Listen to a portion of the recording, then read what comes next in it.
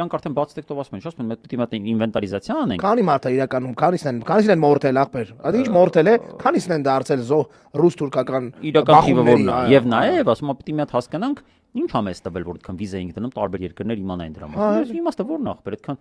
տանջվում ենք, որ ինչ որ երկրներ ճանաչում։ Նախ ախպեր իմաստը որն է դրա, ասենք մոտեցում իրենց մոտավորապես այսի է, որ իդեպ